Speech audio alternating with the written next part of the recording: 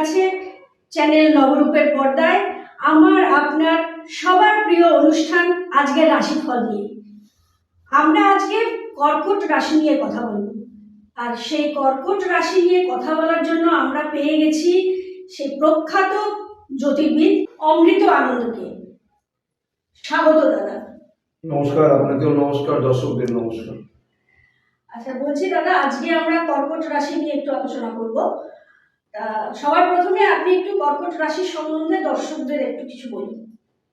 কর্কট রাশি রাশিচক্রের চতুর্থ রাশি।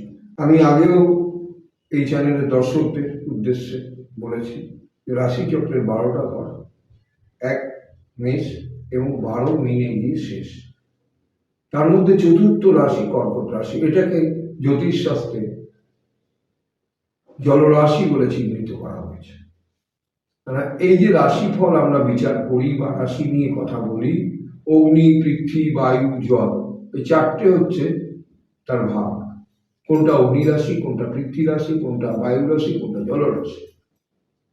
জলরাশি কর্কট। জলরাশি কিন্তু আরো দুটো আছে, যেমন বৃশ্চিক, যেমন মীন। কর্কট রাশি জলরাশি, একটা গভীর সমুদ্র, এবং এটাকে জ্যোতিষশাস্ত্রে বর্ণনা করা হয়েছে যে চন্দ্রের নিজস্ব ঘর।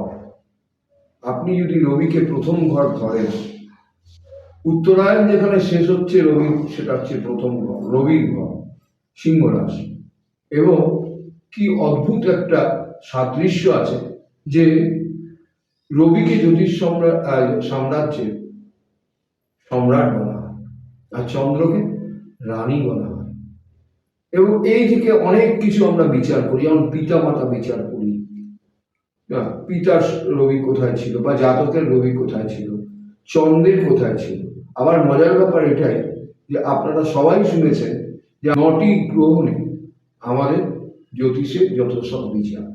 পাশ্চাত্য মতে যদিও ইউরেনাস, নেপচুন, প্লুটোকে গ্রহ ধরে আজকাল বিচার হচ্ছে, কিন্তু তাদের গতি এত দীর্ঘায়িত গতি।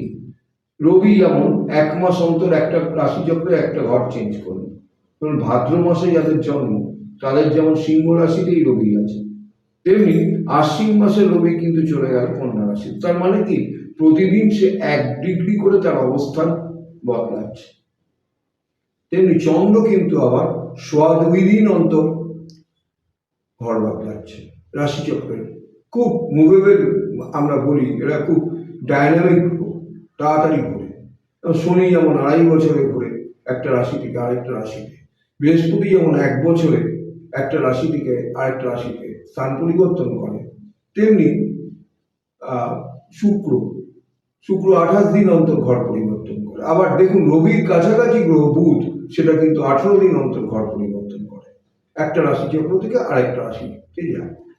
এই যে পথ পরিক্রমা, তাতে আমাদের চন্দ্র আর রবির কিন্তু একটা করে নিজস্ব ঘর, যেহেতু তারা সম্রাট, এবং তাদের সম্রাট এবং রানীর যে সহবাস, তার যে অবস্থান, সেই অবস্থানে এই শুক্র, চন্দ্র, শুক্র, বুধ, তাদের মঙ্গল, এদের কিন্তু আবার 2টো করে গ্রহ আছে। এর মধ্যে আবার স্ত্রী গ্রহ হিসাবে জ্যোতিষশাস্ত্রে বর্ণনা করা হয়েছে শুক্রকে। এই যে ক্লাসিফিকেশন, তাহলে সেখান থেকে আমরা কি পাচ্ছি, চন্দ্র হচ্ছে নিজস্ব ঘর। আচ্ছা দাদা, এবার কর্কট রাশির জাতক জাতিকারা এই সময় যে সমস্যার মধ্যে আছে, সেখান থেকে তারা কিভাবে সমাধান পাবে সেটা যদি একটু বলেন। কর্কট রাশির, আমি আগেও আপনাকে একটা রাশিচক্রে বলেছি বা দর্শকদের উদ্দেশ্যে বলেছি যে সমস্যা কিন্তু শুধু রাশি চিত্রে নেই। সমস্যা বিশ্লেষণ করতে গেলে তার লগ্ন কি, তার অন্যান্য গ্রহ কোথায় আছে, রাশিচক্রের কোন ঘরে অবস্থান করছে। কর্কট রাশিতে অবস্থান করছেন মানে তিনি জলরাশিতে, মানে একজন জাতক জাতিকার জন্মাবার পর তার চন্দ্র কিন্তু কর্কট রাশিতে ছিল সেই জন্ম সময় ধরে। সেই চন্দ্র জলরাশিতে, জাতক জাতিকা কিন্তু জলরাশিতেই অবস্থান করছেন। এর অন্যরকম অনেক ব্যাখ্যা দেওয়া যায়, কিন্তু আপাতত এবং এই অনুযায়ী আমাদের যদি বলতে হয়, কর্কট রাশিও কিন্তু জলের রাশি। তার মানে জাতকের জল থেকে সমস্ত কিছু উন্নতি থেকে অনেক কিছুই জীবনযাপনের অনেক কিছু মাত্রা নির্ধারণ করে। এবার আমরা দাদার কাছে জানতে চাইবো, কর্কট রাশির জাতক জাতিকাদের অর্থনৈতিক ও প্রেমের দিকটা কেমন যাবে? এটা আমার হিসেব নয়, সব জ্যোতিষীদেরই একই মত হওয়া উচিত বলে মনে করি। এটা আমার নিজস্ব ভাবনা। কিন্তু রাশিচক্রে যেভাবে গ্রহগুলো স্থান পরিবর্তন করছে, তাতে চন্দ্র কর্কট রাশির জাতক জাতিকাদের মনে হয় একটু সময় নিয়ে, একটু সময়ের জন্য অপেক্ষা করা উচিত। সময় নিয়ে না, সময় নিয়ে তো অপেক্ষা করতেই হবে, কিন্তু সময়ের জন্য অপেক্ষা করা উচিত। তাদের জন্য শনির স্থান পরিবর্তন 25 সালের ফেব্রুয়ারি মাসে 25 তারিখ, ওই 24-25 স্থান পরিবর্তন হওয়ার কথা। সে শনি রাশি, শনি গ্রহ বৃহস্পতির ঘরে মীন রাশির সাথে সে মিলিত হতে যাচ্ছে। এই পর্যন্ত কর্কট রাশির লোকেদের অপেক্ষা করা উচিত, একটু ধৈর্য ধরা উচিত, মেডিটেশন করা উচিত, ঈশ্বরের ধ্যান, যেটা আমরা বলে থাকি ঈশ্বরের ধ্যান ধারণা।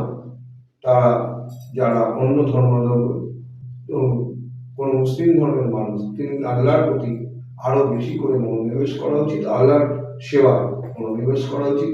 হিন্দু ধর্মের তাদের আরাধ্য দেবতা, কোন জাতক জাতিকার আরাধ্য দেবতা, আমাদের তো 33 কোটি দেবতা, তার কোনো বিশেষ দেবতা আরাধ্য থাকতে পারে, তার মনোনিবেশ করা উচিত, তার সেবা করা উচিত, বা তার কোনো মন্ত্র থাকবে সেই মন্ত্র পাঠ করা উচিত বলেই আমার মনে হয়। বন্ধুরা, দাদার আলোচনায় আমরা অনেক সমাধান পেলাম, কিন্তু এইটুকু সময় তো সমাধান পাওয়া উচিত, মানে পাওয়া যায় না। তাই আপনারা যদি আরো কর্কট রাশি সম্পর্কে আরো অনেক কিছু জানতে চান, তাদের জন্য আমাদের দেয়া স্ক্রিনে নাম্বার এবং ইমেলে যোগাযোগ করতে পারেন। কর্কট রাশির জাতক জাতিকারা যারা সাম্প্রতিককালে সমস্যায় ভুগছেন, তাদের জন্য আপনি কি বলবেন? তাদের জন্য এটাই বলবো, এখন কিছুদিন এই সমস্যাটা থাকবে। তারা যেন তাদের ঈশ্বর, তাদের যে নিজস্ব দেবতা, তাদের ঈশ্বর, যাকেই তারা মনে করে, তার প্রতি কারোর কোনো সদ্গুরু থাকতে পারে। অনেক বড় বড় মানুষেরই অনেক বড় বড় গুরু আছেন, তাদের ধ্যান করা উচিত, তাদের নাম করা উচিত। বা আমাদের যে আমরা যারা যে ধর্মেরই হোক, আমাদেরও কিছু মন্ত্র আছে। মন্ত্র মানে তো মন্ত্র তো, বা মানে মনের তনুটা যে মন্ত্রের সঙ্গে কথা বলে, আমি এই যে এই আমি তোমাকে ভালোবাসি, এই কথাটাও কিন্তু একটা মন্ত্র। সেটা যত সুন্দরভাবে প্রেজেন্ট করা যায়, ততই তো প্রেমিক প্রেমিকার প্রতি আকর্ষিত হয়, এবং প্রেমিকাও প্রেমিকের প্রতি আকর্ষিত হয়। এই মন্ত্রটাকে যদি এইভাবে ধরে তারা যদি ঈশ্বরের সাধনায় বিলীন হতে পারে, তাহলে তাদের জন্য খুবই ভালো। এটা ধন্যবাদ দাদা, আপনি এত সুন্দরভাবে কর্কট রাশি সম্পর্কে দর্শকদের বোঝালেন, বললেন। আশা করি দর্শকরা অনেক উপকৃত হয়েছেন। আমাদের হাতে সময় খুব কম, তাই চলে যেতে হচ্ছে। আমরা আগামীকাল আবারও ঠিক এই সময়ে চ্যানেল নবরূপে এসে হাজির হব অন্য কোনো রাশিফল নিয়ে। ততক্ষণের জন্য সুস্থ থাকুন, ভালো থাকুন, আর চ্যানেল নবরূপের সঙ্গে থাকুন। নমস্কার। নমস্কার।